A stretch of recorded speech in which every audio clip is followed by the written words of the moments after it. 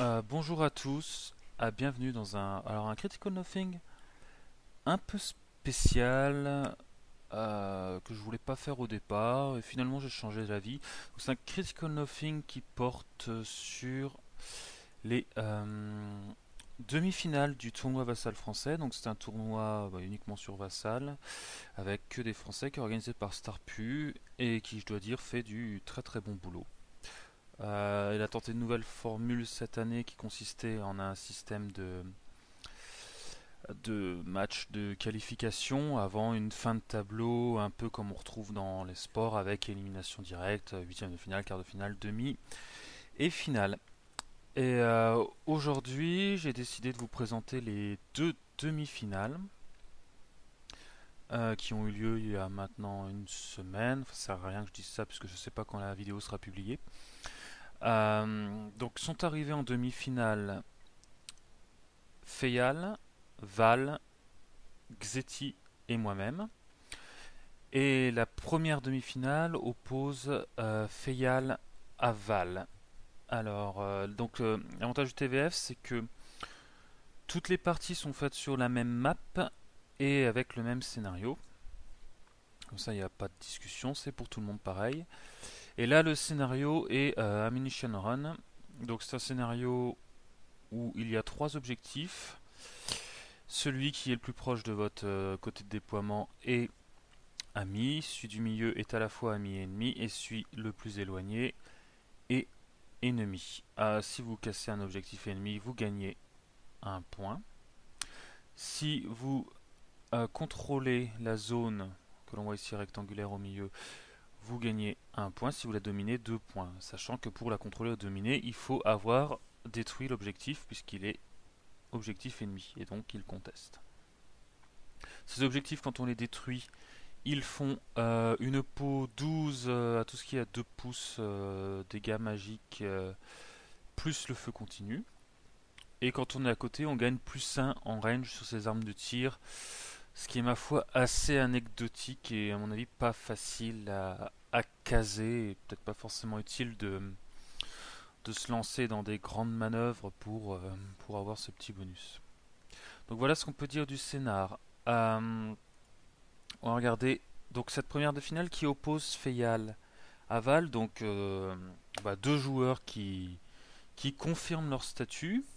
Alors je veux pas tomber dans le fanatisme américain ou cette façon d'aduler les joueurs qui font des résultats, des grands noms et tout. J'avoue bon c'est un truc qui me dépasse un peu, mais on a quand même une scène française de qualité avec des joueurs qui sont maintenant régulièrement dans les top 10, top 5. Et c'est le cas de Feyal et Val qui ont en un an accompli pas mal de boulot. Euh, pour commencer par Val, je dois dire qu'il a percé l'année dernière, hein, quand même quand même gagné le Master de Lyon, Master de France, donc c'est un très bon résultat. Et il a confirmé tout au long de l'année, je dois dire, hein, il a fait finale à Besançon, gagné le Graben Smash. Il fait. Oh, c'est un peu bâtard comme système, on va dire deuxième, mais je suis pas convaincu que ce soit vraiment le deuxième du, knockdown à la garde. Oh, bref, je trouve qu'il tient son rang et se classe bien. À l'Open, il était bien classé également. Et là, on le retrouve donc en demi-finale, donc c'est plutôt bien d'être régulier comme ça. Un truc du scorn, c'est bien. Il a confirmé cette année, donc je suis très content. Surtout que c'est un gars très très sympa. Et en face, eh ben, un peu dans le même genre, on a Feyal. Alors Feyal, il joue depuis plus longtemps que Val. Il faisait de très bons résultats en elfe. C'était un des meilleurs joueurs elfe français. Et changement de faction cette année, passé au Ménote. Je pense qu'il joue mieux de par l'expérience qu'il accumule. Et je pense aussi que Ménote est beaucoup plus facile à jouer que Elf. Mais ça ne suffit pas à expliquer ses bons résultats, hein. Feyal cette année, il fait finale de l'Open. il est là en demi-finale du TVF. Donc un joueur qui a beaucoup progressé, qui a une bonne attitude. Voilà, si on peut dire des deux joueurs, hein, une très bonne attitude. Donc voilà, vous les connaîtrez mieux si un jour vous la rencontrez en tournoi. Moi je sais qu'ils sont très sympas et que j'ai toujours fait de bonnes parties avec eux. Et bah, je suis content qu'ils soient arrivés tous les deux en demi-finale. Voilà. Ah, ce que je vais dire des joueurs, c'est déjà bien assez gentil, ne mérite sans doute pas tant de gentillesse. Au niveau des listes, alors ça va être un critical nothing où je vais pas m'étaler particulièrement sur les casters. D'une part parce que je vous ai déjà présenté, et d'autre part parce que c'est pas le but de passer trop de temps dessus, même si je pense que le numéro va être assez long, je vous préviens. Qu'est-ce qu'on a surtout que les listes sont archi classiques, archi connues hein, là aujourd'hui. Il va falloir attendre la deuxième demi-finale pour avoir un petit peu d'originalité. Là, on a Val qui joue une Epic Makeda, hein, donc valeur sur liste d'assassinat. On retrouve Molik Karn là, qui se cache. L'Archidon. Ah, je vais juste vérifier un truc qui est pas de blague. Ouais, ok, c'est bon. Back. Ok. L'Archidon qui est là. Le Gladou pour filer rush à ces gens-là s'il y a besoin. Les Pengivers qui les accompagnent. On a quand même aussi une Créa pour son Animus principalement. Et après les choix de Val, donc de tout ce qui est infanterie marche bien avec Makeda. Donc, il va jouer les Cetrati pour pouvoir leur filer le bonus de move de Road to War et ainsi avancer vite tout en restant shield wall. Il va avoir une unité minimum de prétoriens, prétoriens qui auront vengeance grâce à Makeda. Alors le choix de l'unité minimum, moi je le trouve discutable. J'aime pas vraiment jouer des unités de taille minimale. Mais ça, ça passe bien. Du coup, il peut caser du solo. Hein. On retrouve un Void Spirit, un Mortity Urge et un porteur de fraises, l'Alex Toller.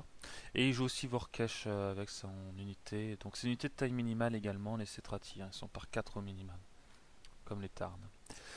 Voilà, voilà sa liste. J'espère que vous reconnaîtrez aisément les figurines. Du côté de Feyal, bon ben, alors là c'est encore plus classique. List Harbinger, ben, malheureusement vu et revu. Hein. On retrouve là Harby, un Reconner pour filer le -4 pour toucher au living en cas de besoin. Le Vessel of Judgment, l'Avatar. Voilà pour. Voilà, c'est pas vraiment un battle group. Un battle group en fait c'est juste le Reconner. Le cœur de mes notes évidemment. Le bouquin de mes notes comme d'hab. Roven et ses potes. Pipo. Orin Midwinter. Un vassal mécano. Et voilà, la différence avec la liste classique, c'est que normalement il y a des exemplaires errant en déploiement avancé, mais là, Feyal leur préfère 2 packs de filles de la flamme, ce qui est pas forcément un mauvais choix. Donc je vous propose de commencer. Alors ça fait, j'ai pas trop eu le temps de réviser les games, donc j'espère que je vais pas dire trop de conneries. Donc c'est Val qui a eu le premier tour. Val qui va commencer par jouer Makeda, qui va lancer Road to War et Lich sur Molekarn, mais ne va pas utiliser Lich parce qu'il est comme ça Val. Avec Road to War, on voit que les Cetrati quand même couvrent une grande distance lors de la course. Elles n'ont aucun intérêt à faire shield wall, il n'y a rien de dangereux en face. De toute façon, avec Bouchon shield wall, c'est pareil, vu que les filles de la flamme vont probablement faire de l'anatomical precision et leur virer les points de vie un par un. Il va faire courir son Void Spirit, courir ses prétoriens. La QNL classique, envoyer l'étendard le plus devant. L'étendard n'a pas d'arme, donc si on le tue, ça file vengeance à l'unité et c'est pas une grosse perte. Car les prétoriens sont fearless quand ils sont dans la zone de commandement de Makeda. Voilà, donc il va les étaler. Un peu coincé, un peu en entonnoir avec l'Ojo et la forêt tout de même. C'était vraiment une map avec pas mal de décors. Alors moi je trouve ça très bien, mais pour certaines armées, en l'occurrence Scorn et Menot, c'est un petit peu plus embêtant. La Créa va jeter son Animus et charger quelque chose. Molik va courir dans la zone de l'Animus. Le Gladou va courir. L'Archidon va courir. Le porteur de fraises va courir également. Tout va courir. Peut-être pas les Pengiver. Le Mortiterge court. Pas grand chose à faire pour l'instant. Il n'y a pas de bête de tir dans la liste de balles. Les Pengivers avancent et vont sûrement fouetter pour que Makeda n'ait que 5 à litcher au lieu de 6.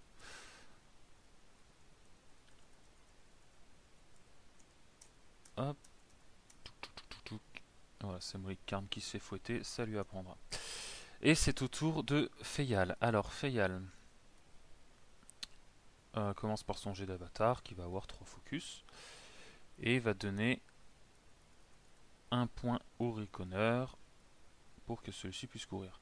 Alors voilà, Feyal met la zone de la Harbinger en marche, il allume les phares, il se met en plein phare et voit que il peut tout avoir Tourin s'il veut.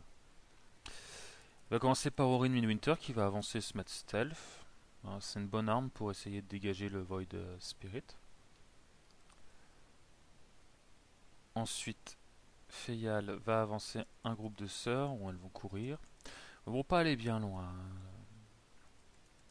Il veut à tout prix les garder dans la zone de commandement de l'Arby pour profiter au maximum de O et de Martyrdom. L'avatar va courir. Voilà. Le vassal va lui filer un Leven. Le vaisselle va avancer. Il va tenter le tir sur l'étendard, mais l'étendard est trop loin. Donc pas de tir. Le mécano va se coller. Le Reckoner va avancer gentiment. Ça ne sert à rien de lui donner un focus. Les filles de la flamme vont courir. Le deuxième groupe. Le bouquin va courir également. Se mettre dans la zone, c'est une super fic pour contester les objets. Il faut dégager les points de vie un par un. Ou alors faire des petites blagues pour essayer de le dégager de la zone et ainsi s'en débarrasser. Pipo va donner plus 1 en def et terreur aux filles de la flamme. Roven y court. Le cœur va également s'avancer. Alors le cœur là n'a aucune utilité particulière avant de pouvoir donner battle. Il n'y a pas de tir en face et la magie de Makeda est quasiment négligeable. La Harby va avancer gentiment et le hiérophant va se coller derrière elle, comme l'enfant de cœur qu'il est. A son tour, Val va leecher, revenir à 6, upkeeper leech, et va commencer d'entrer par Makeda qui va relancer Road to War et avancer, on va dire, prudemment. Alors là, pour Val, la question est c'est comment je gère le feat de la Harby qui va tomber au prochain tour, c'est évident. Le Void Spirit va courir. Donc là, le but du Void Spirit, c'est de faire test d'abominable aux 2 packs de Sœurs de la Flamme, qui ont quand même un commandement 10 avec la Harby, c'est pas gagné. D'ailleurs, Féal va réussir ces 2 tests, donc là, Val sacrifie une pièce pour un effet. Ouais, c'est une forme de gambit, mais si ça marche, c'est pas mal d'avoir un pack de Sœurs qui fuit. Ensuite, les Cetrati vont avancer en Shield Wall. Ils se mettent là, ils contestent un objet. Puis le flanc droit est assez dégagé. Le problème des Cetrati, c'est que ils ont qu'une attaque chacun. Et ça, c'est pas terrible. Ensuite, le Gladou va avancer. Donc il rentre dans la zone. Ensuite, il va faire charger ses prétoriens. Donc 2 d'entre eux vont charger une des filles de la flamme. Et les autres vont courir. Hop. Bon, l'étendard est envoyé un petit peu au casse-pipe, toujours pareil. Ah, alors ce qu'il faut voir, c'est que l'unité de prétorien est vraiment bien coincée par le feat de l'Arabie, puisque Vengeance déclenche le feat si on avance pour 12. Ils ont armure 13 ou 14 13. Ah, je sais plus combien ils ont d'armure. 13 ou 14. Enfin, ils meurent sur du 3+, on va dire. Et non, ils ont 14 d'armure. C'est des 13-14. Ok. Donc s'ils se vengent, ils avancent, ils meurent. S'ils font sidestep, ils avancent, ils meurent. Bref, c'est vraiment pas terrible. C'est pas le meilleur match-up qu'ils puissent avoir. Et à côté de ça, ils touchent pas formidablement bien non plus. Donc là, il va faire son attaque sur le pack des filles de la flamme, je pense, à un moment. Voilà, ça va toucher, ça va tuer, et elle est hors de portée de la Harbinger, donc ne pourra pas être sauvée par un martyr d'armes. Par contre, ce que va faire Feyal, c'est activer le Vessel of Judgment, qui, en sacrifiant un des 3 points de vie, va permettre à la figue qui se fait tuer de rebouger et de faire une attaque. Alors ça, c'est une fois par tour. Hein. Donc là, comme il se dit qu'il risque de perdre qu'une sœur, autant y aller. Il envoie la sœur qui va tenter de tuer un prétorien, mais il va faire un vieux double 1. Ça va rater. Du coup, Val fait son sidestep et c'en est fini du prétorien. La créa relance son animus et s'avance. C'est prudente. Molik va rentrer dans la zone, bénéficier du bonus de défense. Alors il hésite un peu, puis il se dit que ce serait pas mal que Molik conteste au cas où le Gladou ne s'en sorte pas. Et de même, il va envoyer l'Archidon. Voilà. Alors que Zex apparaît et fait son pénible. Les prétoriens vont avancer gentiment. Ils vont pas avoir grand chose à faire ce tour-là. Porteur de fraises avance. Hein. Il faut attendre que des gens meurent pour qu'ils soient.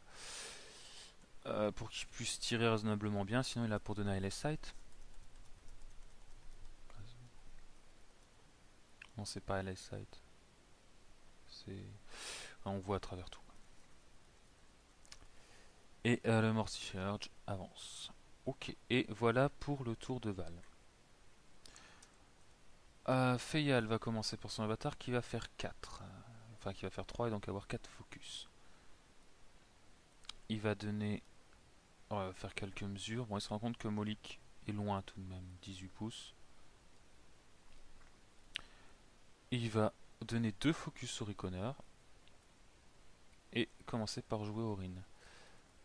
Alors Orin qui va lancer son mini chain lightning sur l'objet. Il va le toucher, ça c'est facile. Alors, il va faire un arc supplémentaire, donc c'est un D3 au lieu d'un D6, c'est pour ça que j'appelle ça un mini chain lightning, qui va donc se propager sur l'officier, le primus. Il va faire un dégât à la cache et rien du tout à l'officier. Ensuite, il va faire charger le groupe de filles numéro 2.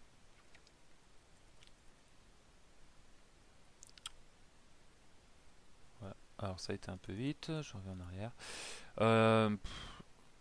Charges qui vont pas être transcendantes puisqu'un seul prétorien va mourir. Donc bon, c'est moyen. Mais à côté de ça, elles sont bien parce que il va y avoir feed de la Harby pour aller les choper.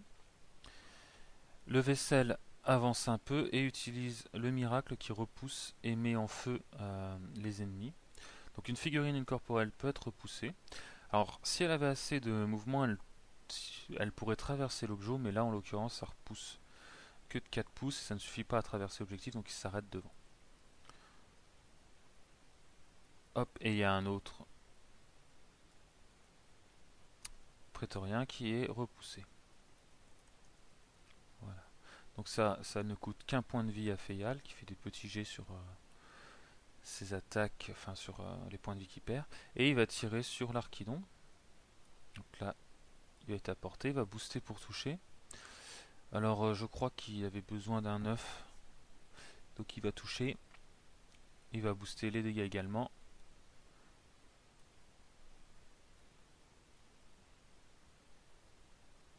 Alors j'ai raté un truc. Ah non, ouais. Non, le deuxième tir, ce sont que le mini Dust to Dust. Donc il va faire 2 touches supplémentaires sur des figues à 5 pouces, les plus proches. Donc là c'est un Pengiver et a priori le Stalwart.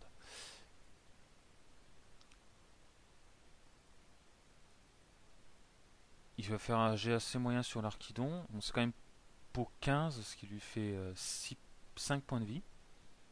Et en fait non, voilà, finalement c'est le gladiateur qui est le plus proche. Il va booster pour tuer, pour faire des dégâts au Gladou, mais ne lui fait rien, et va tuer le Pengiver. Ok, bon, ça va, pas trop de dégâts pour Val. Ensuite, vous voyez son deuxième groupe de sœurs, de filles. Alors, ce ne sont pas des sœurs, ce sont des filles. Mais je fais tout le temps l'erreur. Qui vont charger et courir, et avec leur charge faire quelques dégâts. Alors, il y en a une qui fait 6-5-6 quand même, donc qui va laisser un Strati à 2 PV. Par contre, l'autre va rater ses attaques lamentablement. Et voilà pour les filles. Pipo va avancer, leur filer plus 1 en def. Donc plus 1 en def, ça fait 16 de def. Ça commence à devenir dur à toucher, même pour les Cetrati. Le bouquin, ouais, vraiment peur de rien, va avancer. Et va dire Low Giver's Creed. Qui est, je ne sais pas. Qui doit être pas de magie. Ou pas de chaos. On verra bien. Il va envoyer Gaius, Cassian et Roven s'occuper du Void Spirit avec leurs armes magiques. Ces gens-là vont toucher, vont exploser la pauvre bête. Et le deuxième pour reporter son attaque de charge sur l'objet, mais le jet de dégâts n'est pas faramineux, 5 PV, c'est pas terrible. Le cœur va avancer et va donner Battle au Reconner et à l'Avatar. Le Reconner va tirer sur l'Archidon et faire un triple 6 pour toucher, ça lui apprendra. Et un 5-4-6 au dégâts, donc là ça déconne pas. Dans le 5 en plus, ça va lui vaporiser son spirit. Alors on voit la grille qui se remplit petit à petit.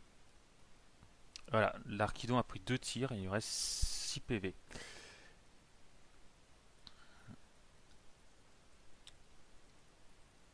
Le vassal va donner Unleaven. Alors s'il avait été plus près, il aurait fait retirer le Reconner histoire de tenter de finir l'Archidon.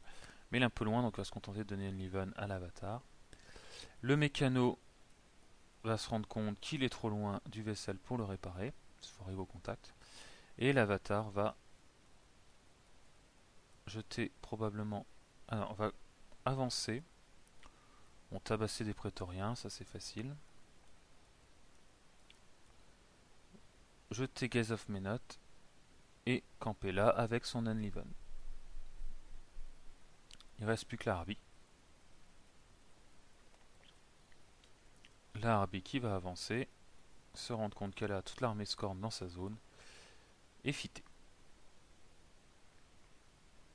Voilà pour le tour de Feyal. Donc là, Feyal est pas mal. Il occupe bien le terrain. On voit le défaut des Cetrati. Ils sont bloqués par 3 sœurs. Là, ils peuvent pas bouger, ils peuvent rien faire. Enfin, j'aime pas cette unité. C'est pour ça que j'aime pas les champions trolls non plus. C'est vraiment facile à gérer. Et de l'autre côté, il a des prétoriens qui vont pas pouvoir faire grand chose.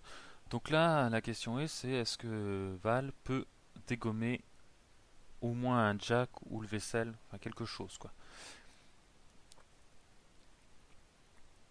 Alors il va faire ses vengeances, donc des vengeances en arrière.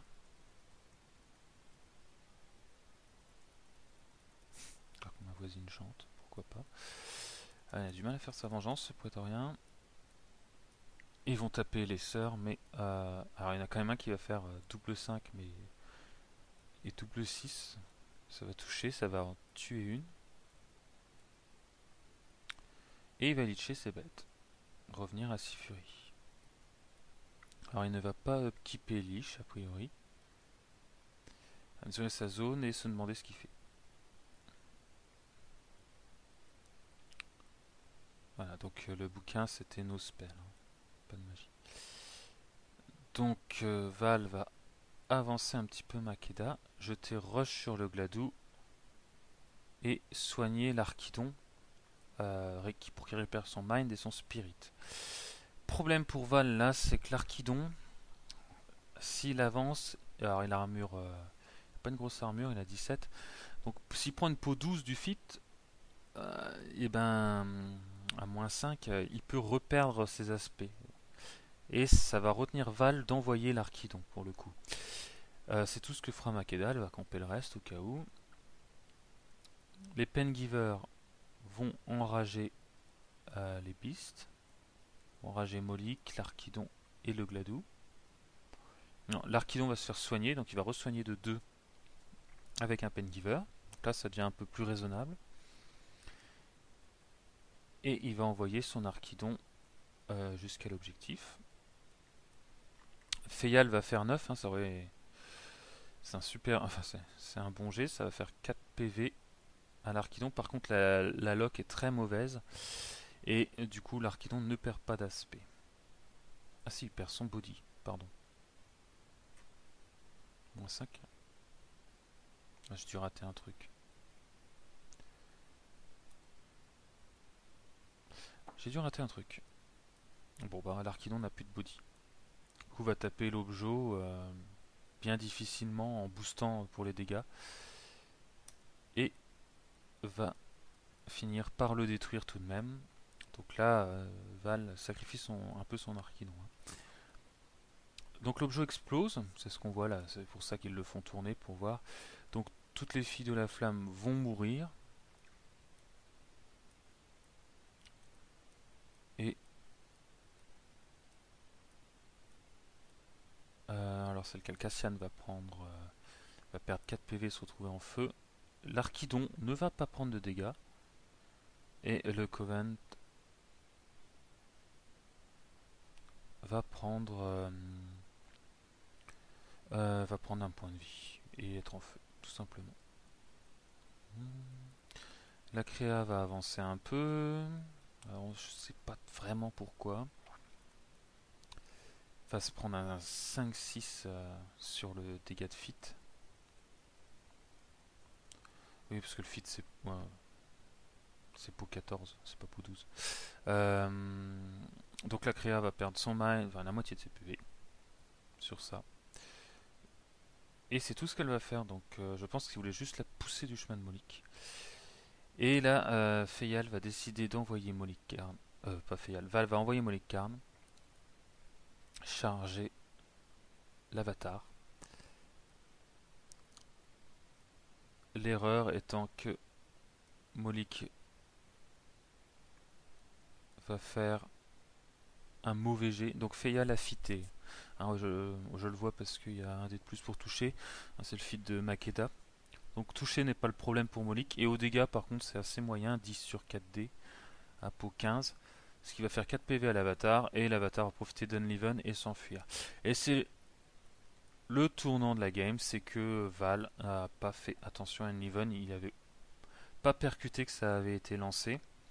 Oh, c'est une erreur qui coûte super cher. C'est vraiment une grosse erreur. Parce que du coup, l'avatar, bah, il est bien là. En consolation, Val va détruire le Vessel of Judgment. Ouais, ça va lui prendre quelques attaques. Quand même une grosse armure, hein, le Vessel. Il a 20 d'armure. Et il le finit juste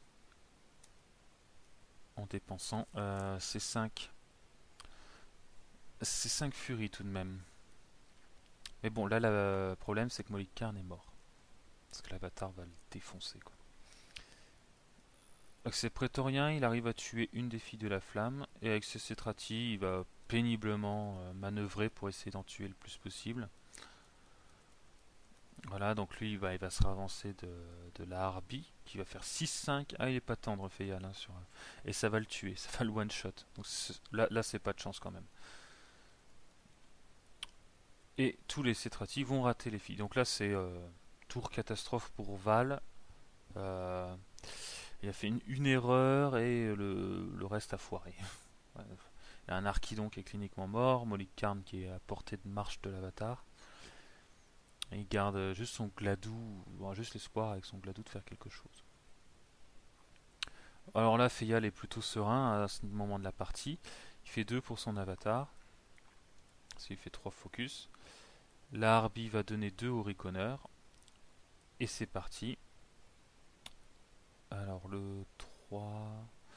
Le 3 c'est le mécano qui réussit son jet et qui vient réparer l'avatar.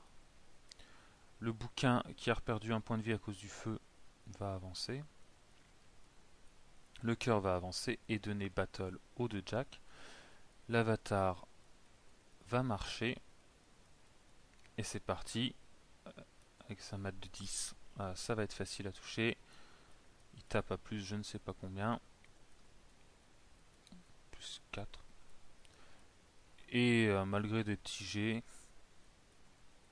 il va quand même facilement détruire Molikarn.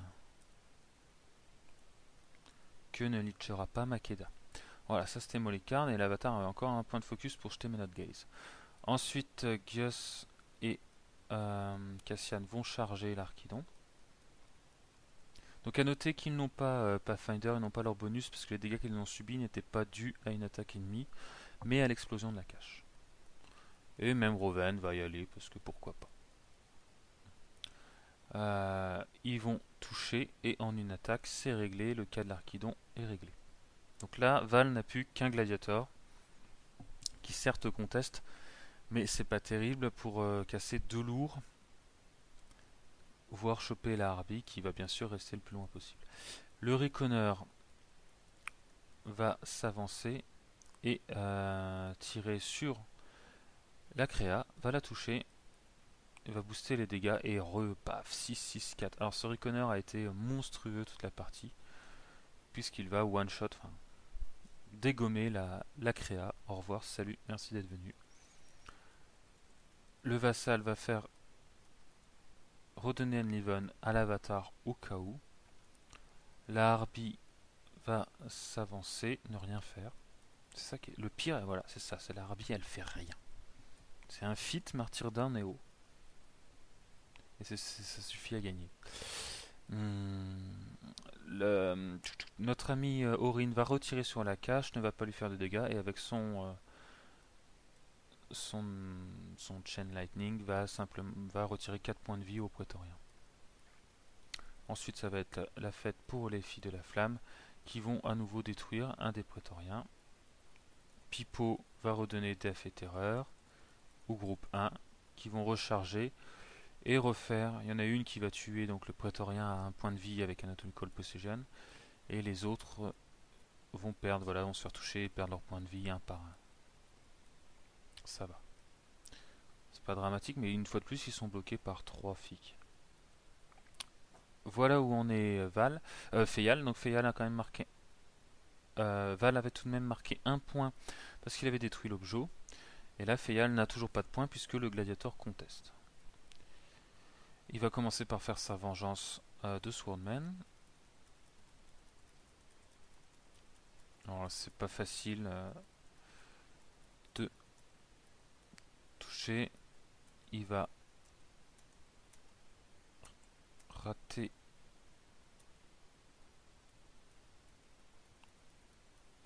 les filles de la flamme. Il va envoyer les Pengivers un petit peu. Parce que maintenant il a plus de Pengivers que de Beast, donc il peut en sacrifier 2-3. Il va enrager le Bonsback.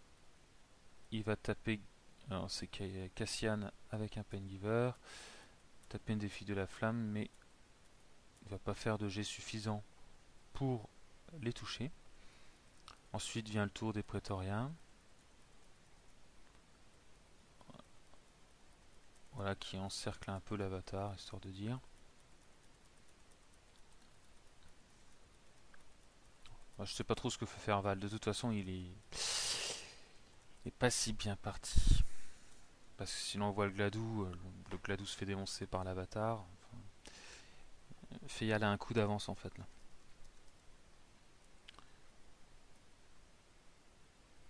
Les prétoriens vont toucher des filles. Feyal va faire du martyrdom pour les sauver. Il va quand même avoir du sidestep. Non, finalement, je crois que Val voilà, il avance un peu, se ravise.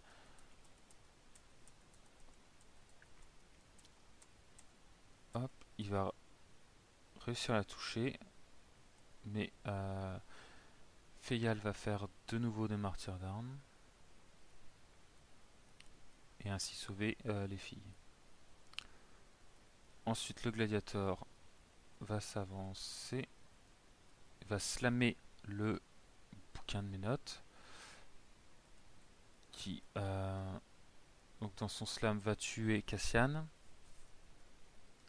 Le bouquin va perdre ses points de vie un par un, alors que le Gladou achète des attaques. Mortiteurge s'avance, jette Puppet Master sur Makeda. Makeda va tenter le Stranglehold, toucher et va blesser. Il relance le 2 qui devient un 5 et va même faire voilà, 6 points de vie au Reconer. C'est toujours ça de prix. Le porteur de fraises va s'avancer.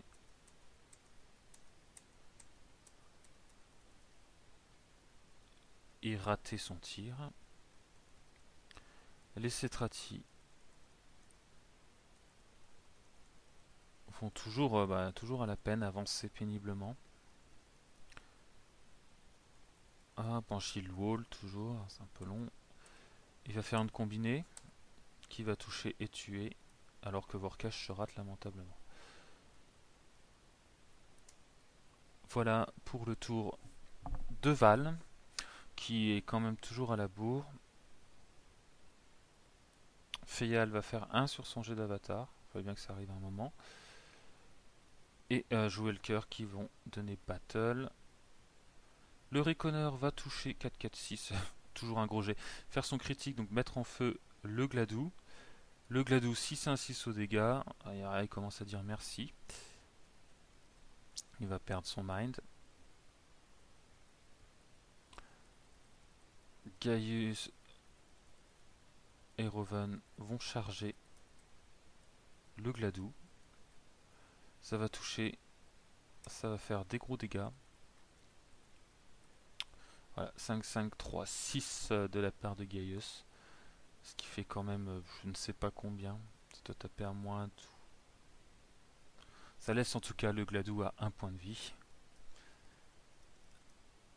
Une fille de la flamme va commettre l'affront de marcher jusqu'au Gladou et de le découper avec Anatomical Precision.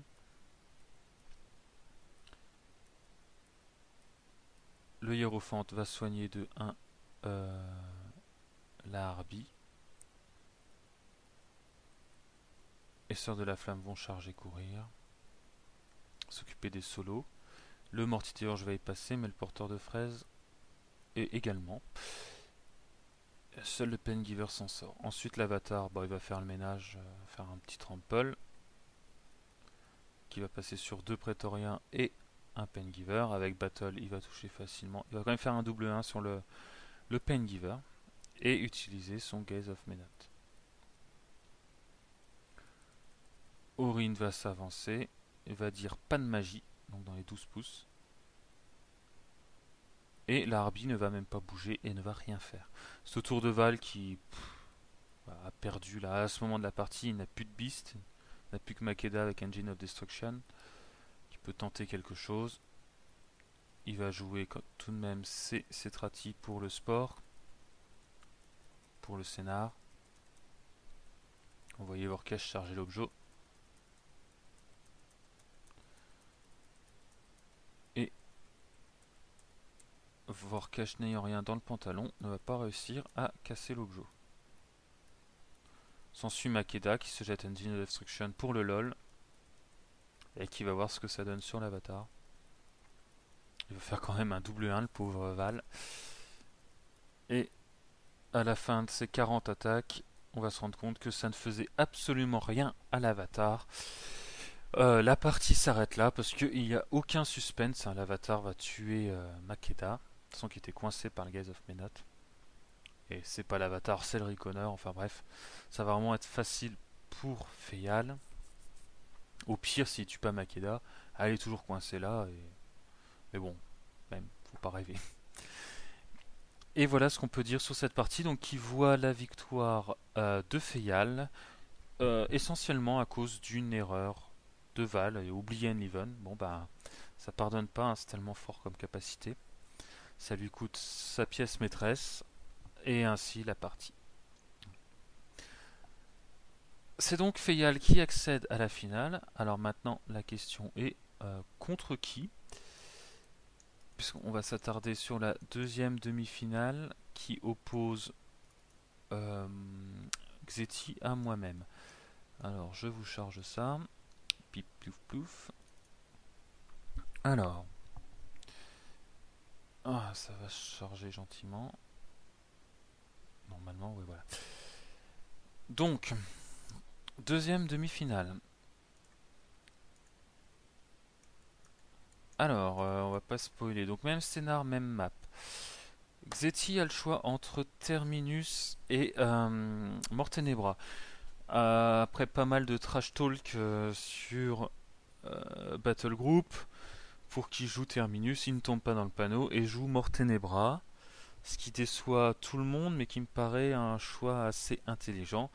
Parce que moi, de mon côté, je m'attendais. Enfin, j'avais tout. Enfin, j'avais de quoi gérer Terminus, je pense. Je pense. J'aurais aimé pouvoir le vérifier, mais il va choisir Mortenebra. Moi, de mon côté, j'ai Pure Look et Pick Grim.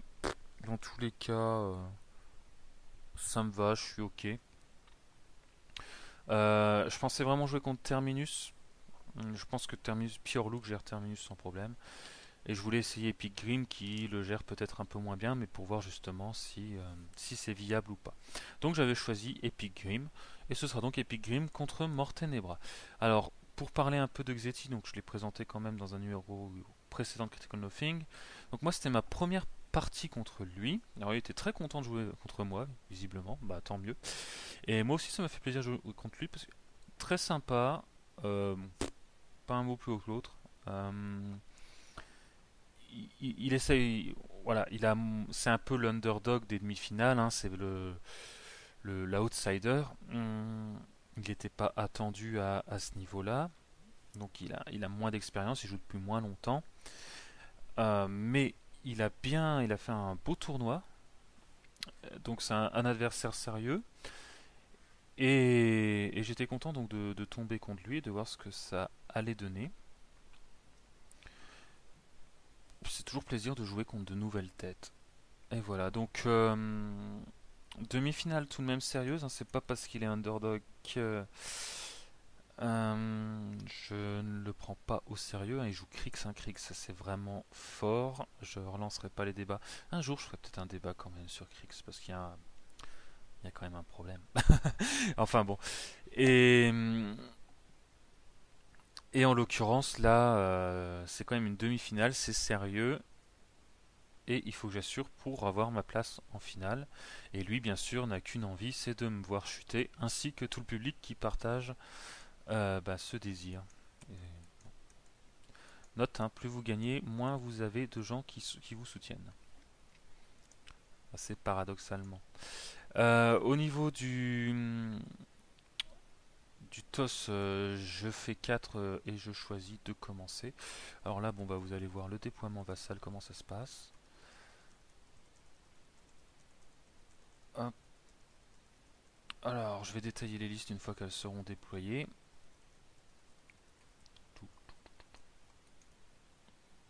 Je pense que là, pour le troll, c'est ok. Hop, Xeti se déploie et je déploie les pigs en tas. Et pif paf pouf, alors que Feyal vient me taunter. Alors, au niveau des listes, commencer par Xeti, il est en haut. Xeti, donc Mortenebra. Donc je ne l'ai pas présenté dans un Critical Nothing, alors je vais pas le faire là. Elle aura sûrement l'occasion de revenir, hein, vous inquiétez pas, on la voit souvent quand même. Donc Mortenebra accompagné de Derelis, c'est la bestiole là. Tier 4, c'est-à-dire tous les jacks coûtent moins 1, c'est pour ça qu'il y a plein de lourds. 5 lourds, 5 jacks lourds quand même. Et 2 légers. Au niveau des jacks, on retrouve le Death Jack, un Reaper, 2 Slayers, le Harrover. Bon, Death Jack c'est une cochonnerie à gérer en troll, Harrover c'est une cochonnerie à gérer en troll. 3 légères. 2 Stalker, pire ennemi du troll. Et Helldiver, qui on voit pas souvent, mais qui est quand même pas trop mal, hein. Pas dégueulasse. Euh, pour accompagner tout ça, les 2 sirènes obligatoires dans le tiers, le nécrotech obligatoire dans le tiers, et 2, 4, 6, 7 nécro-bombes. Donc une liste, c'est Mortenebra, ça vous assassine à 200 km. Ça sera illustré dans la partie, hein, vous verrez. Contre ce genre de liste, il faut la connaître par cœur et il faut être super prudent tant le nombre de blagues est là.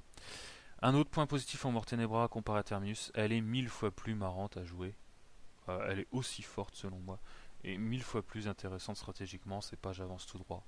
C'est quand même autre chose. On dépasse le niveau 0 de War Machine, c'est un peu plus intéressant et pour l'adversaire et pour leur joueur Krix. D'ailleurs, c'est ce que Xeti me confirmait et il disait que Terminus n'avait plus vraiment envie de le jouer. Pour cette raison. Ok. Au niveau du troll, alors, ça je le connais bien. Liste Epic Grim. Alors, Epic Grim est sorti il n'y a pas longtemps. Et il fallait que je le joue et que je fasse une liste. Bon, voilà comment je fais mes listes.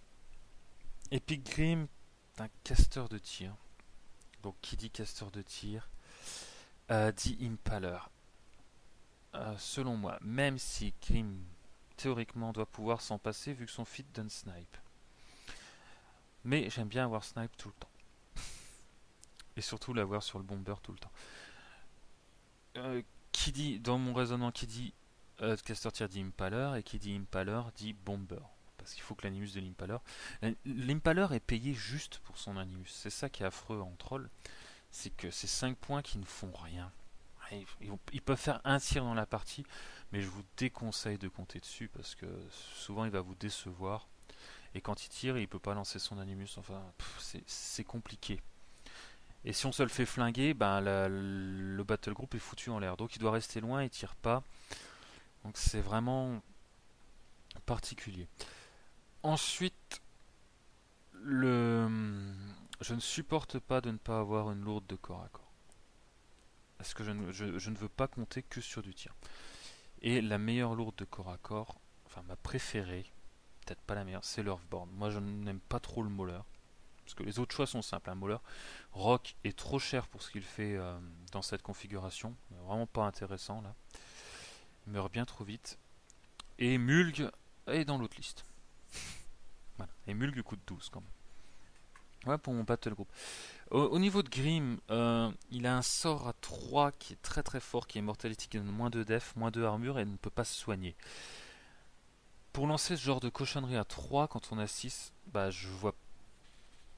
J'ai besoin du Runebearer, sachant que le Runebearer pourra aussi le lancer une fois. Donc je prends le Runebearer.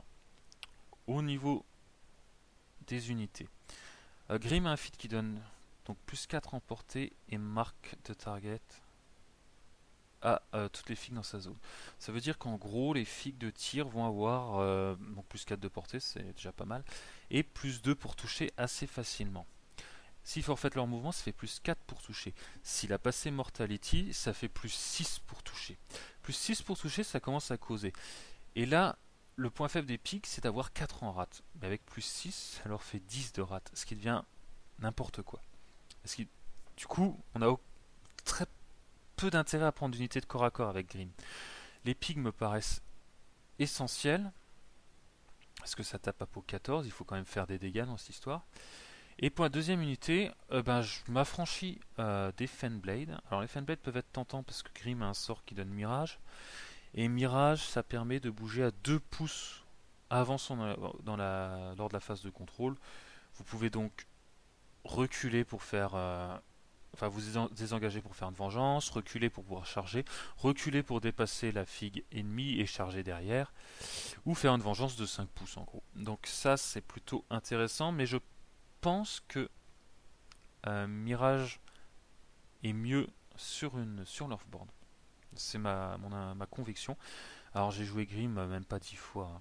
Donc j'aurai le temps de changer d'avis. Mais à ce stade-là de la liste, je choisis de le faire comme ça. Et du coup, à la place des Fenblade, je choisis les Scattergunners, parce que les Scattergunners ont des sprays pour 12, ce qui est plutôt pas mal. Avec Mortality, ça peut faire pour 14, ce qui est vraiment bien. Et ils ne touchent jamais, mais sous fit, ils peuvent s'arranger pour avoir une rate de 7, ce qui devient un peu plus acceptable, même si c'est pas non plus tout misé là-dessus. Par contre, ils sont quand même moins bons que les Fenblade. L'avantage de l'avoir l'UA, c'est de leur donner clear, et avec clear, ils ne peuvent pas faire de dégâts aux figues amis, si bien que vous tirez n'importe comment comme un sac, vous pouvez jouer comme un porc à la va-vite, c'est pas grave, vous ferez pas de dégâts à vos figues. Enfin, au niveau des troisième unité, et pas des moindres, Je ne supporte pas donc de jouer full tir.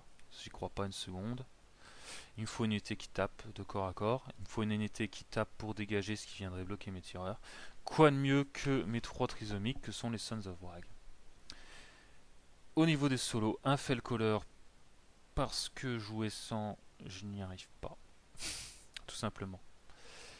Et là, il sert pas beaucoup en plus parce qu'il peut donner plus 2 en maths au Scattergunner, ça sert pas grand chose. Au Pig, ça sert, mais là, c'est presque mieux qu'il tire. Grim, ça sert à rien d'avoir plus 2 en maths. Et les Sons of Wrag ne peuvent pas l'obtenir. Alors pourquoi le Fellcaller? Pour donner Pathfinder, s'il le faut, et pour relever les gens s'ils sont KO, qui puissent jouer normalement. Un chronicler, pour pouvoir monter des gens KO, c'est toujours ça de prix. Alors la liste là, moi, ne me convainc pas forcément. J'ai pas de whelp, ça m'ennuie un peu. Et j'aurais aimé caser un Thumper Crow. Mais pour l'instant, je vois pas comment faire sans retirer les Sons of Wrag. Et j'ai besoin d'eux. Et l'autre avantage des Sons of Wrag, c'est la magnifique combo qui pour moi est le summum du feat de Grim. Tout le reste est accessoire. C'est le spray de Thor. Apo 14, Rat 9, qui est vraiment vraiment bon. Si on arrive à le caser. Si Thor se fait pas déboîter avant ce qui lui arrive de temps en temps.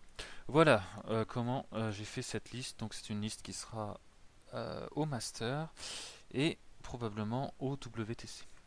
Pour l'instant, je ne vois aucun mauvais match. Enfin, si des machins qui ont des grosses armures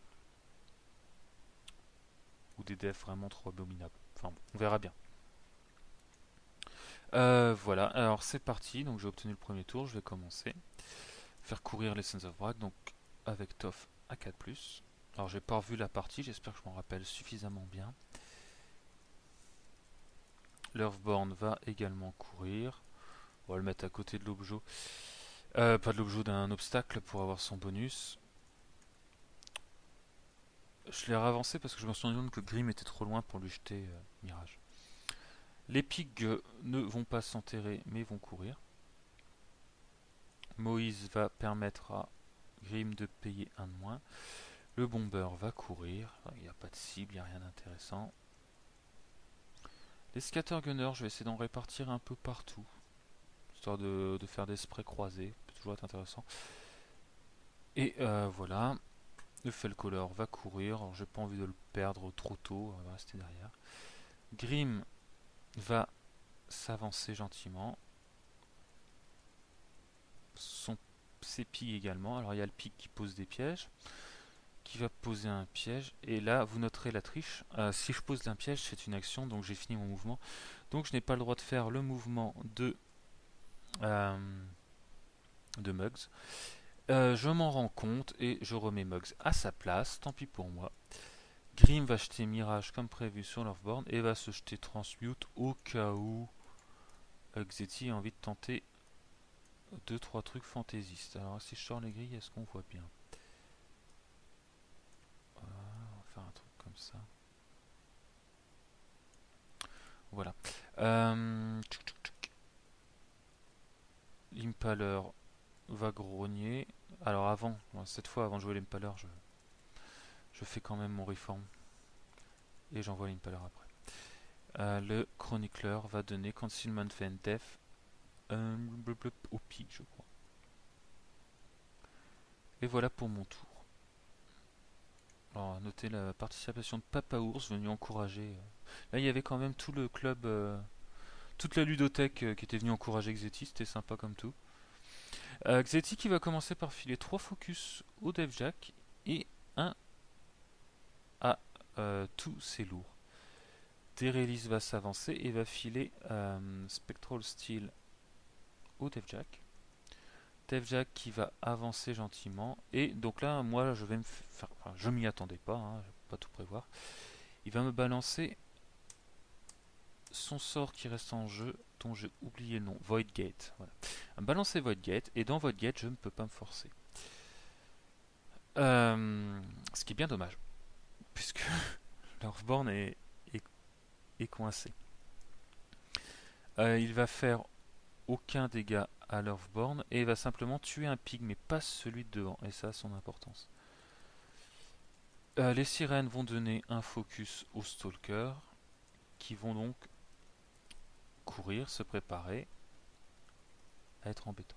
Le Harover va se promener en forêt, et il va faire courir ses nécrobombes pour me ralentir, faire courir ses jacks en se disant je vais ramasser ce qui me restera. À ramasser. Donc d'autres nécrotech vont courir. Bon, les nécrotech m'inquiètent pas trop, mais ils m'empêchent d'avancer. Et il va quand même falloir s'en occuper, parce que ça pète au milieu des pigs, on remballe. Hein. L'autre sirène va donc donner un point au stalker qui va courir. Le.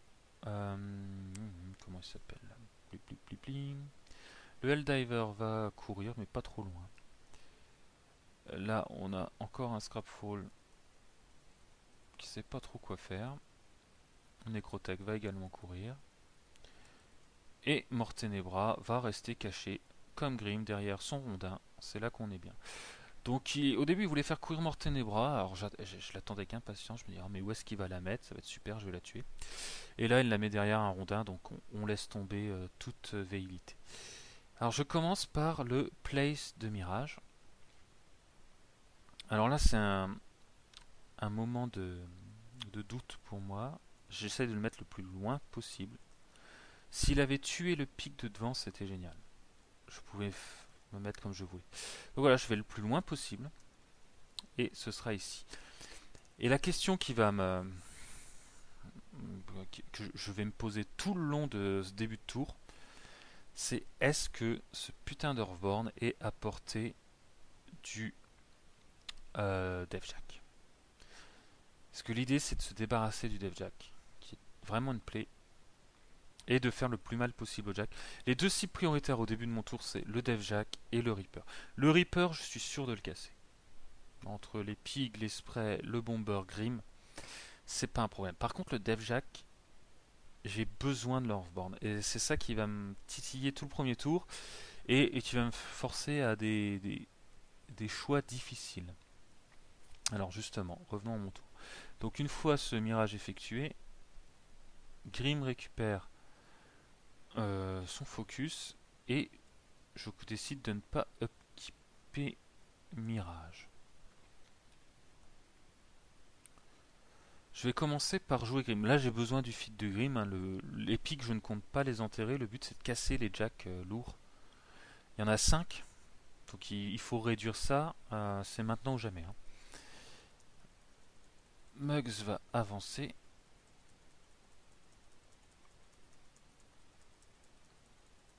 Alors c'est pas Mugs, c'est Crump et Mugs. Il faudra un jour que je retienne quand même. Grim va s'avancer, donc on peut pas se forcer, mais on peut dépenser de la furie. Donc là, le but du jeu pour Grim, c'est de fitter et de lancer Mortality sur le Devjack. Parce que le Devjack a quand même une def de 15 et Grim n'a que 6, donc il va falloir. Il va me falloir faire un bon gros 9. Donc je le booste. Alors j'ai pas joué le Runebearer avant.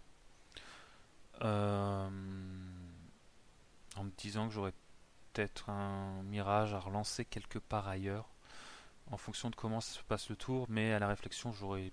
Enfin non. À la réflexion j'aurais dû, mais dans la réalité j'ai bien fait de pas le faire. Je vais faire le jet qu'il faut pour toucher et caler Mortality. Donc le Devjack va passer à 11 de def et redescendre à 19 d'armure parce qu'il avait plus 2. Ensuite je vais jouer Mux. Là je tente la chance. Je tire sur le Devjack au pistolet à bouchon. Et ça va le toucher et le mettre KO. Grâce au moins 2 en def. Et Muggs, non, Crump, une chance sur 2, va poser son piège ici, ce qui est pas un super endroit, mais qui me paraissait un bon endroit en fait. Voilà. Et Grim va tirer sur le Devjack et booster les dégâts. Et faire 6 PV, mais surtout, voilà, l'idée c'est que si le gun de Grim touche, les figues de mon battle group peuvent charger sans dépenser de furie.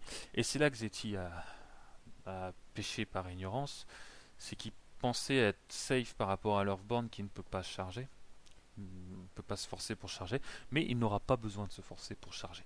Mais à ce stade-là du tour, je n'ai toujours aucune idée de est-ce que je suis à portée ou pas. Grim va se replier le plus loin possible, mais le plus loin possible, ça veut dire faire reculer son fit. Et ça, c'est un truc que j'ai un peu découvert pendant cette partie-là. C'est que c'était bien gentil quand même de fitter, mais si je fais le mouvement de fin de tour de Grim, je retire des figues dans mon fit. Alors là, un peu de cafouillage de ma part. Je vais essayer d'occuper le dev jack si ça se passe mal avec Vrafar. Et je vais leur donner plus 2 pour toucher et plus 2 pour blesser. Sauf que mes Sons of Brack sont pas bien placés, je vais pas pouvoir faire le spread d'or. L'idée, donc Vrafar doit occuper le Devjack et le Harover du mieux qu'il peut. Rude doit défoncer le Stalker, du moins en théorie. Et là, il y a Thor. Thor, qu'est-ce qu'il fait? Il a un super spray, sauf que je voudrais bien faire un assaut par là-bas. Mais si je fais mon assaut par là-bas, je me retrouve soit dans le piège, soit sur le chemin de l'Earthborn. Et c'est avec la plus grande tristesse que je vais donc simplement l'avancer. Vrafar va toucher le Devjack, mais faire un jet lamentable. Enfin, il le touche parce qu'il est KO. 3-1-1-5, c'est pas terrible. Ça fait 4 PV. Et Rude va lui aussi toucher le Stalker et faire 1-3-3-5, ce qui est mieux. Surtout qu'il va lui péter son cortex. Par contre, il va rater sa deuxième attaque. Mais là, bon, je suis content. J'ai pété le cortex. Je me ferai pas tuer par un Stalker. Ensuite, je vais jouer des Scattergunners. Donc là, j'hésite entre les pigs et Scattergunners. J'ai toujours pas réglé mon problème d'Earthborn. De toute façon, il faut que je joue les pigs avant l'Earthborn. Donc, quelques choix à faire.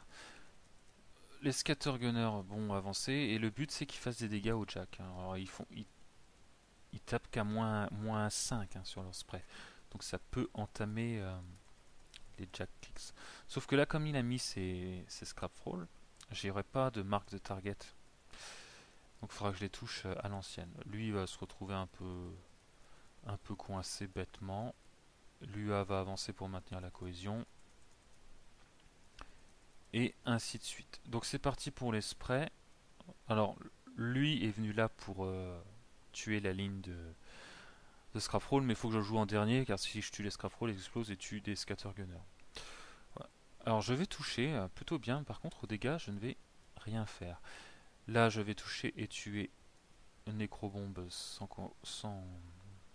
conséquence. Je vais toucher un double 6, c'est pas mal, c'est un peu inespéré. Par contre je fais double 1 en dégâts. Et il y a juste le deuxième qui va toucher le Slayer. Le Slayer 2 qui va prendre 5 points de vie. Donc vous voyez, sur un spray pas trop mal, ça peut quand même faire mal au Jack Krix. Par contre, après, je touche, mais je fais très peu de dégâts au Reaper. Et enfin, le dernier va se faire la brochette de, alors que Zoro nous chante la Zubida, de Necro de Scrapfall. Et les trois vont mourir. Et dans l'explosion, il ne va pas faire suffisamment de dégâts pour casser du Scattergunner. Ok, bon, j'étais prêt à le perdre, c'était pas grave. J'ai juste perdu celui qui a tiré en fait. Vient le tour des pics, donc surtout ne pas oublier de dégager l'Orborn. Donc là, voilà, le Grim épique est très bien, mais il fait énormément de choses et il faut tout jouer dans le bon sens. Et c'est pas si évident que ça. Parce que là, j'ai le piège qui me bloque, etc. etc. Donc j'avance les pigs de manière à caler du marque de target et des tirs. Hop. Et donc je rappelle que la cible principale c'est le Reaper. Donc c'est parti pour le Reaper. Ça va toucher, donc les pics tapent à moins 3. Mais là, bon, seulement 2 dégâts dans le Reaper pour le premier. Re 2 dégâts pour le deuxième, c'est pas terrible. Alors je fais des 11 pour toucher, il faut faire ça dans l'autre sens. Et un petit 11 pour... Je me rappelle, je crois que je me suis plaint à ce moment-là. Et quand on se plaint de CD, eh ben il remarche mieux. Je ne peux pas l'expliquer scientifiquement, mais là ça a bien marché. Et quand je fais 11 à moins 3, ça fait 8 points de vie sur un Jack Krix, hein. C'est plutôt pas mal. Et avec les pics, je vais, je crois, finir par... voilà. Retirer ça, mais c'est nul. C'est nul parce que j'ai cassé aucun système. Donc ça ne m'arrange pas du tout. Et les derniers vont faire quelques points de niveau Jack. Donc là, on voit que je suis pas convaincu. Mon but, c'est d'ennuyer le Devjack, de lui casser quelque chose au cas où l'Earthborn soit trop loin. Et au final, je me rends compte que j'ai rien fait au Devjack, donc je dis bon, bah, tant pis, il faut que j'envoie l'Earthborn quand même. Et s'il n'y est pas apporté, tant pis, je meurs et j'essaie de me démerder avec ce qui reste. Au pire, là dans ma tête, je me dis c'est pas grave, c'est le bomber qui finira le Devjack. Ah, donc on voit que je lui ai laissé un chemin. Je me laisse cette possibilité. Par contre, je sais que le Harover va défoncer l'Earthborn. Donc faut quand même surtout pas que je rate. Au final, on s'apercevra que j'étais à 8,3 et que c'est bon. Le public était dubitatif. Moi j'y croyais, Zoro n'y croyait pas, Zex y croyait. Enfin voilà, c'est pas évident, hein, 8,3 et 8,5. Pas évident à voir. Là, c'est du pain béni pour l'Earthborn, hein, et le Devjack est amoché, il touche auto, il a une bonne arme. Il suffira que l'Earthborn se force une fois pour détruire le Devjack. Ensuite va venir l'Impaler. Donc l'Impaler qui, contrairement à ce que j'ai dit au début de la partie, a quand même allez, 2 tirs quand il est dans la liste Epic Grim puisqu'il profite de Snipe. Donc là je vais l'avancer en me disant bah lui il va bien casser quelque chose au Reaper et il va bien me faire le plaisir de faire un critique. Critique qu'il fait en touchant. Au dégâts, donc il est slamé dans le Slayer 2, ce qui me fait un collatéral à 4D qui est pas terriblos et qui fait que le Slayer reste debout. Le Reaper reste debout avec 2 cases de Cortex. Ce qui me dérange pas trop, le but c'est qu'il perde son bras. Et son mouvement c'est bien aussi. Les 2 jacks sont KO et je ne vais rien faire en dégâts au Slayer de derrière. A noter 4 KO, ce n'est pas très grave puisque Mortenebra a Jumpstart qui relève les jacks auto. Vient enfin le tour du bomber, donc là le bomber, je me dis que je vais pas m'acharner sur le Reaper, je vais essayer de casser le Slayer 1, enfin pas de casser mais de faire très mal. Et il suffit que je fasse, il a rate 9 ce machin, il suffit qu'il fasse 4, mais il trouve le moyen de me faire un 3, ça va dévier dans une zone qui n'intéresse personne, qui même pas faire un dégât à l'objet. Alors je suis très mécontent de mon bomber, je vais faire son deuxième tir, qui cette fois touche, je vais booster les dégâts sur le Slayer. Donc Slayer c'est à -1. Comme j'ai gueulé, j'ai boosté pour toucher. J'ai gueulé, je fais 5, 4, 5 au dégâts, ce qui fait quand même 13 points de vie au Slayer. On voit là que ça se remplit. Dans le 2, je lui pète son mouvement, ce qui fait qu'il n'y aura pas de charge. Ça c'est super. Sauf s'il le répare, mais lui je pense qu'il est trop loin à ce moment-là. Et magie du jet de dés dégueulasse. Je fais le 11 au blast sur le Reaper, qui est juste ce qu'il faut pour le détruire. D'ailleurs, Xeti n'y croit pas au début. Alors là, je suis très content de moi. Tout se passe bien. Et le chronicleur va donner. Alors, je crois, il ne sert strictement à rien dans cette. Enfin, contre Mortenebra. Donc, je ne sais plus ce qu'il donne. Ça, c'est l'erreur que je fais. C'est de mettre le chroniqueur. Il aurait dû défendre Grim. Pourquoi? Parce que on joue contre du Krix. À la question est-ce que je peux mourir, la réponse est moi je me dis non. Et la réponse de Zoro est oui. Et la réponse de Xeti est peut-être. Alors, comment ça va se goupiller? Xeti va commencer par allouer son focus et va échafauder un plan pour tuer Grim parce qu'il sent qu'à l'intuition c'est foutu, hein. Il a un Slayer qui aurait pu faire un super trample mais qui n'a pas qui a plus de mouvement. Un autre qui est KO, mais il y a du terrain difficile. Bon, le Stalker là peut bien tuer quelques trolls, mais bon, c'est pas ça qui sera changeant. Et le Harover, il peut tuer Lorthborn. Et Wrathar, c'est pas gagné qui tue les deux. De ce côté-là, il reste deux Sons of Brag et Mortenebra. Disons que bon, à l'attrition, il va perdre 2 Jack au tour 1 et au prochain tour, et puis on verra bien ce que fait la Rover. Donc c'est pas convaincant. Alors il va donner 2 focus à la Rover. Commencer par Derelis qui va donner Spectre Hostile au Rover. Mortenebra va s'avancer. Donc là, elle est obligée d'avancer loin. Elle va fitter et jeter Terminal Velocity et Overrun sur le Rover. Donc le fit de Mortenebra tout de même, c'est vous relancez jet d'attaque et jet de dégâts qui vous plaisent pas. Et Terminal Velocity, c'est un truc anti-Living Model. Tous les jacks chargent gratos, ont un dé de plus pour toucher. Donc avec le fit, voilà, ça rate jamais. Et ont plus 2 en move quand ils chargent des Living Models. Et évidemment, je n'ai que des Living Models. Et ça marche dans toute ta zone. Et pour les Stalkers, dans le double de la zone. Voilà pour Mortenebra. Donc là, Xeti joue sans lendemain, hein, ça passe ou ça casse. Il va envoyer une Necrobombe ici. Alors, vous voyez le plan de Xeti qui est pas mauvais en soi. Et envoyer le Harover qui charge de Scrapfroll pour déclencher Overrun. Non, pas pour je ne sais plus quoi. Je ne sais plus quelle raison. Ah oui, pour venir tuer Rude. Alors il y avait 2 moyens de tuer. On en discutera après. Il va toucher tuer Rude sans problème. Je vais pas faire l'affront de faire un tof. Par contre, il va tuer son Scrapfroll également. Le Scrapfroll va péter. Et là, l'erreur de Xeti, c'est qu'il a son Stalker dedans.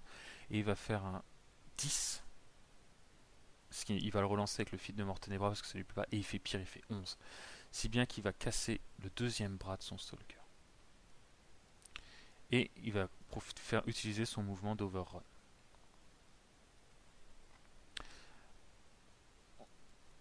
Ensuite, il veut jouer une sirène parce qu'il pense qu'une sirène peut donner un focus au Stalker. Elle peut effectivement le donner, mais par contre, lui, il n'a pas de cortex, donc il ne peut pas l'utiliser. Donc ça sert à rien. Donc là, bon, bah, il veut voir. Son plan, c'était de charger le Stalker avec le Stalker sur Grim. Sachant qu'il n'a pas de bras, que Grim a def 16, il va rater son attaque de charge. Malgré le fit, il va toucher avec son deuxième bras et il va faire 2 points de vie à Grim. Zex en conclut cette partie d'une tristesse parce que à partir de là, Xeti va concéder puisque bah, il ne peut plus rien faire. Il est foutu. On abandonne et puis on va profiter du temps qui reste pour discuter un petit peu de ce qu'il y a à faire. Alors, ce qu'il y a à faire. Le problème, c'est qu'il fallait qu'il déclenche Overrun pour avancer quelque chose. Parce que la sirène aurait pu séduire Rude et le virer de devant le Stalker. Mais il fallait quand même déclencher Overrun, ce qui était faisable en tuant Wrathar à la place de Rude. Ça, c'était le début du setup de Xeti, ce qui ne résolvait pas le problème du Stalker 2 qui, même avec un bras, ne tue pas forcément Grim. Mais, enfin, sur bon G, malheureusement ça passe à cause de Grievous Wound. Donc moi, ma seule erreur, hein, je pense que j'ai fait une belle partie, ma seule erreur c'est de ne pas avoir mis Grim ici, tranquillement. Ça aurait réglé bien des soucis. Ça aurait évité de donner un espoir à Xeti, un espoir qui n'aurait jamais dû avoir. Et moi je déroulais gentiment, le plus dur était fait. Hein. Dev Jack Reaper, c'était bon, il fallait que je survive au fit, mais ça m'allait, hein. Il y a plein de piétons sacrifiables là-dedans. Tant qu'on me chope pas mon bomber, c'est bon. Lorthborn a fait son taf, il peut mourir. Donc tout ça, ça m'allait. J'ai de quoi tuer les stalkers. Grim peut mettre une balle dans un stalker par tour. Donc voilà, ça déroulait. Le plan qui aurait peut-être mieux marché, qui n'était pas le simple non plus, suggéré par Zoro, c'était d'envoyer par contre le Harrover. Là, ça sous-entendait quand même que euh, Mortenebra allait plus loin et se lancer overrun sur elle-même et tuer elle-même une figurine. Ce qui n'est pas gagné. On est toujours dans des plans où sur un TOF ça rate, hein, parce que là c'est tendu pour le Krix. Et après, donc avec Spectro-Steel et le mouvement, le crabe se promenait genre par ici et chargeait ensuite Grim. Avec pour le coup plus de focus, mais pas de Grievous Wound. Donc Grim pouvait transférer une fois. Donc voilà l'autre idée. On ne saura jamais. Euh, Moi, j'étais un peu confiant. Moi, je trouve que j'ai péché par excès de confiance, mais vous voyez bien que je perds 2 PV, hein. Mais bon, je suis pas content. Je suis pas content, je me serais mis là, c'était beaucoup mieux. En attendant, je gagne cette partie et j'accède donc à la finale. Donc la petite finale sera Xeti contre Val, Scorn contre Krix. Et la grande finale sera donc Feyal face à moi-même, Ménote contre Troll, et ce sera la revanche de la finale de l'Open de juin. Et donc on va voir ce que ça donne. Sûrement que Feyal va avoir à cœur de se venger, mais je ne compte pas me laisser faire. Et bien sûr, je vous la retranscrirai dans un prochain numéro de Critical Nothing, en espérant que ces demi-finales vous aient plu, que vous ayez apprécié. Alors c'est pas forcément de belles parties, on n'a pas toujours des parties exceptionnelles avec des moves de fou, mais il y a quand même une certaine tension. C'est un tournoi, c'est une demi-finale, donc chacun veut faire de son mieux, et c'est quand même des parties où on apprend beaucoup. Peut-être pas trop sur le point du jeu, mais par contre psychologiquement c'est vraiment autre chose de jouer quelque chose en demi-finale que la partie lambda d'entraînement. Voilà. En tout cas, ben, je vous souhaite de belles parties et je vous dis à très bientôt.